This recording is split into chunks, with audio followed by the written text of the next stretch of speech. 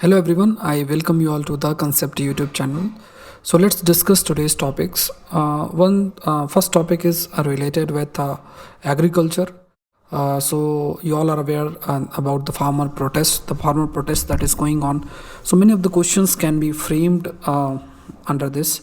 So we'll try to understand different arguments made in an article. Very important points highlighted in an article. The question can be framed under economy section and agriculture section. Second is about the Nepal crisis, genome sequencing, Brexit, new aircraft carrier of China, and in the end I will give you the mains question. So this is related with international relation. This is a science and tech question. This is again an IR topic. Then this is economy and agriculture. Means from this section the question can be framed, and in the end I will give you the mains question. So this session is presented by me. My name is Saurabh Pandey. If you are preparing for UPSC examination, you can join Unacademy. Many batch courses have been launched and many are about to be launched. There are many individual courses related with prelims and mains. You can join it. There is also mains specific test series, prelims specific test series. All these things you can avail. You just need to take a comprehensive package. For this, what you have to do, you have to visit unacademy.com, or you can download an Academy app. Then you have to select UPSC CSC. Then what you have to do is you have to use a code that is SPLIV. Once you are using this code, again the amount will reduce by 10%. This is a very important course. This course is related with agriculture optional. I am taking this course. The course is going to start from January 5 at 9:30 p.m. So once you complete this optional, it will also provide you an opportunity to crack Indian Forest Service. In the same point of time, you can also score high marks in Indian Administrative Service exam or Civil Service exam as well. So for this, you have to take Unacademy optional subscription. Use this code SPLIV. Once you are using this code, the amount will reduce by 10%. The link of Unacademy is given in the description box. You can check it. To download the PDF of this session, you can visit SP Current Affairs Telegram channel. To post your answers, you need to visit Daily Dose with S.Pandey. This is the Telegram channel. You can follow me on Unacademy, unacademy.com/@splive. So let's discuss the first topic. This is again a very important topic. The question can be framed from agriculture point of view. We can say many topics and subtopics they came up related with agriculture. We have discussed various dimensions, and in this article certain points have been highlighted, and so let's discuss about them. The first point made is about erosion of farm income. Now this is a very important point. Take the example of a farm area. If you take an example of a farm area, then it is required that to grow a better crop. Suppose a farmer is doing, or the farmer is trying to grow certain crops or doing certain agricultural activities. Then that farmer require some aspect related with certain input, like the farmer requires good quality seeds, farmer require fertilizer. If the farmer is not getting these things, these inputs, if the farmer is not getting these inputs, what will happen? First point, either the farmer will try to buy it from a far area, which will increase the cost, and second, it can also impact the productivity of crops. So in either of the cases, the income of the farmer will increase. So to provide the backward linkages, it means the infrastructure that need to be created in order to ensure the inputs to the farmers. There is need for a backward linkages. At the same point of time, there is also need to link farm area with the consumer, and for that we require a proper infrastructure for agriculture marketing, and at the same point of time it also required what we call it as a forward linkages. So to ensure backward and forward linkages, you require a good investment. So the kind of investment that is required, still it need to be improved. It fell about 18% in 1950s to just 11%, and it has further reduced. So we need to increase the investment in agriculture, if you're not increasing the investment in agriculture, then there will always be the erosion of farmer income. Second point is about every government in post-independent India systematically ignored the kind of steps that need to be taken in order to increase the investment in the area of forward linkages or backward linkages. The kind of policies that need to be framed, it was ignored. You can take the example in case of wheat and rice. If we rank India in terms of their yield in wheats and rice, India's rank is not that good. India's rank is around 45 and 59 respectively in 2019. So the requirement is either we need to diversify the agriculture. It means we need to grow different crops, and also we also need to increase the yield and the productivity of the crop. Second point is related with agriculture produce market committee. Now, if farmer need to sell its product, the option that farmer has to sell it in APMC mandis. These APMC mandis are created by APMC Act. These APMC mandis are created by this APMC Act, and this APMC Act are formulated by respective state government. There are many we can say lacuna in these APMC mandis. For example, the farmer need to do the first sale in these APMC mandis, and sometimes what happens, if you exclude few crops, then the farmer is not able to get good price in these mandis, and there is also curb of freedom of farmers to sell in other areas. Next is about if we want to improve the investment climate related with agriculture, if you want to improve the infrastructure related with agriculture, you need a good policies. And if you don't have that policies which take into consideration the changes which are taking place in the arena of agriculture, then it is a possibility. Then there is a possibility that the farmer income will also erode. At the same point of time, there is also a possibility that the productivity of the crop will also reduce. Take the case of USA. In USA, only 2% of its workforce engaged in agriculture. Still, it enacts farm legislation every 4 years. Like other sector, if you talk about service sector, if you talk about manufacturing sector, what happens? Regularly, the government formulate policy. Same approach is required for agriculture sector as well. There is need that government formulate policies taking into consideration the changes which are taking place, so that the policies which prevails are relevant for increasing the productivity in the agriculture sector. It is also required that while formulating the policies, the government need to engage with farming community. It need to consult with the farming community. Also, when you talk about the policies such as subsidies, take the case of subsidies. In India, around 45 to 50 $1 billion subsidy is provided, which is much higher if you compare it with USA or with European Union. At the same point of time, when you see per farmer subsidy provided, it is just around $48 in case of India, and in case of USA, it is around $7,000, which is a huge amount of subsidies. So subsidies need to be seen in a larger context. It means what? Ki in India, maximum farmers are small and marginalized. Farmers are not able to increase their income. There is a lot of possibility for investment. There is a lot of possibility for improving infrastructure.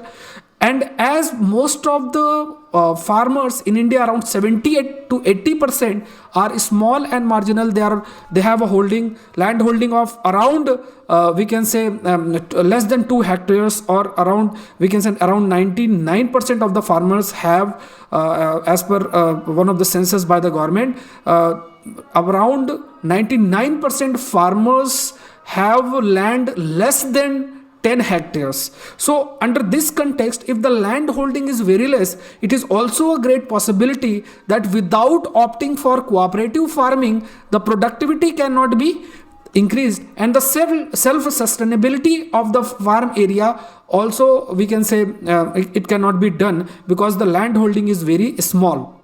So as the we can say, as the income is very less, the condition of the farmers remains same.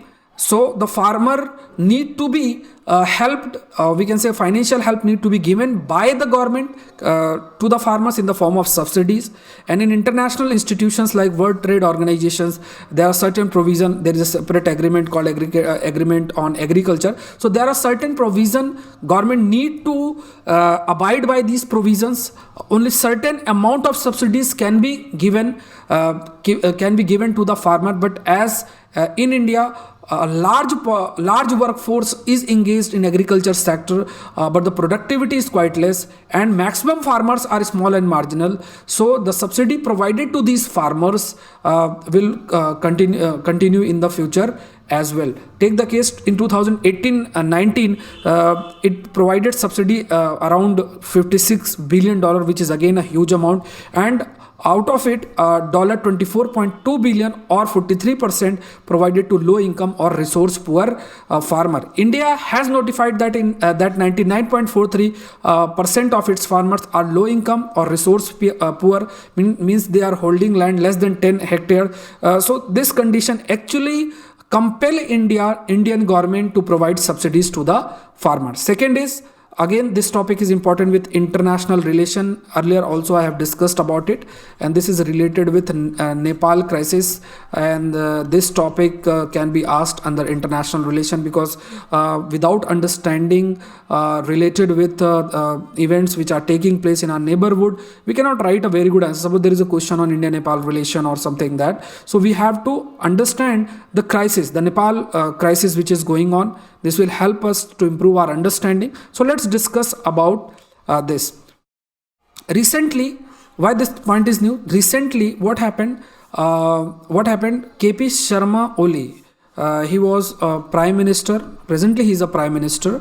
He is a prime minister of Nepal. There is a conflict between the prime minister of Nepal, Mr. KP Sharma Oli, and you have the person named as Pushpa Kamal Dahal Prachanda and Madhav Nepal. Both are part of the political group National Communist Party. They are part of this group, but they have different opinions. The steps taken by Mr. KP Sharma Oli, this Prime Minister KP Sharma Oli, actually rejected by the other participants of the political parties. So because of the difference in opinion of Mr. KP Sharma Oli and Prachanda and Madhav Nepal, there has been a conflict between these political leaders. Mr. KP Sharma Oli, he has took the decision of dissolving parliament. He has set the recommendation to the president of Nepal. The steps has been taken. Maybe it depends on Supreme Court, what Supreme Court takes the decision. But to resolve the issue, China has also shown its interest. It has sent a leader. It has sent a delegation under Zhou Yanzhao. And the delegation met with President Bidya Devi Bhandari and also with Mr. Oli and Pushpa Kamal Dahal.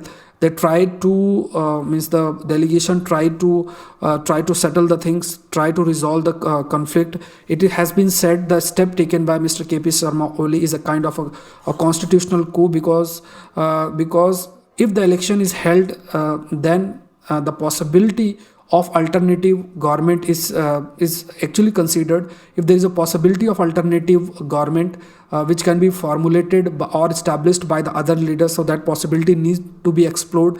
But Mr. KP Sharma Oli wants to dissolve the parliament as soon as possible. Maybe he wants or he thinks either he can be the president or no one will be the president. No one will be the prime minister, and the election will take place once the parliament is dissolved. the Supreme Court of Nepal and other political leaders, they are trying to reverse the step taken by Mr. Oli, because if the parliament is dissolved, the election need to be conducted again, and the political crisis may arise in Nepal again, and which may provide space for China to enter. In case of India, India took a very pragmatic and restrained approach, because if India will start participating in this political arena which is there in Nepal, it may spread the message among the people of Nepal that India is trying to interfere in Nepal internal matters. So India wants to send a message that it is an internal matter of Nepal, and India will not interfere it. In contrast, China is trying to interfere it. China is trying to send a message that it is taking certain steps so that the situation in Nepal can be improved. So different approach is followed both by Nepal and both by China and India. Next, again a very important topic. The topic is related with genome sequencing, and it can be asked in GS paper 3 science and technology section. So when you talk about genome sequencing, take the case of this DNA.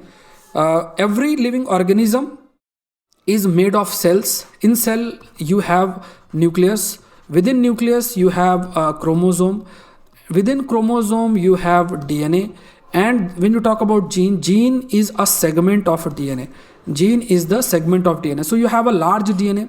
In DNA you have different segments. The segment we call it as gene. The fragmentation of means this large DNA molecule is fragmented, and then it is sequenced in the, it means that different nucleotides which are present in the DNA, they are sequenced. If there is any difference in the sequence, suppose this is the sequence, if there is any difference in the sequence, then through analyzing the sequence itself, we can come to know that which sequence is missing, and what is the possibility that this missing sequence may result into malfunctioning of the gene, or it can develop a variation in the genetic makeup of any living organism or any virus. So this approach we call it as genome sequencing. The kind of approach that we are following, we call it as genome sequencing. So we all are aware about the new strain of virus in UK. When you talk about the new strain of virus in UK, the new strain develops only when there is change in the gene, when the change in the genetic makeup of the virus. There are certain proteins present in SARS-CoV-2, for example, spike protein. You have spike protein, and there are different proteins. If there is certain changes in these protein or any gene which define this protein, if there is certain changes because of the mutation, we can say that we can highlight and we can state that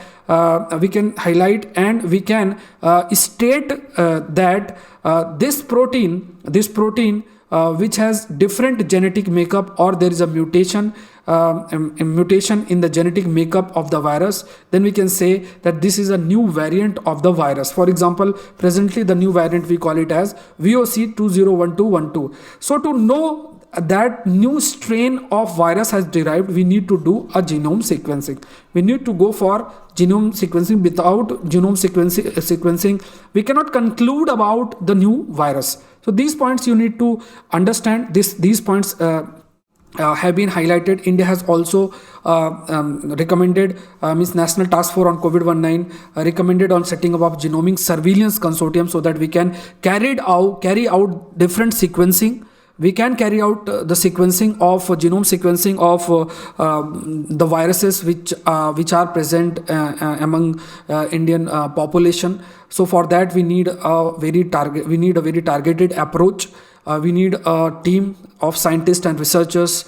Such genome sequencing is required also, because by doing the genome sequencing we can come to know about the prevalent variant of the virus. So these points you need to understand. You have one variant called as 9440K. There is a mutation in the spike protein of SARS-CoV-2. We call it as N5019 mutation, which is responsible for the new strain in UK. So this information of mutation can only be derived once you are doing the genome sequencing.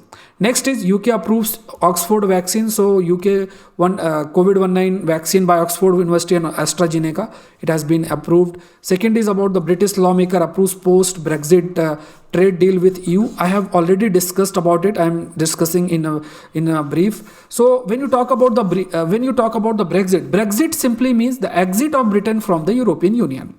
So once Britain exited from European Union, what will happen? Once the Britain exit from the European Union, then the rules, regulations and laws which prevails in European Union may not apply in Britain.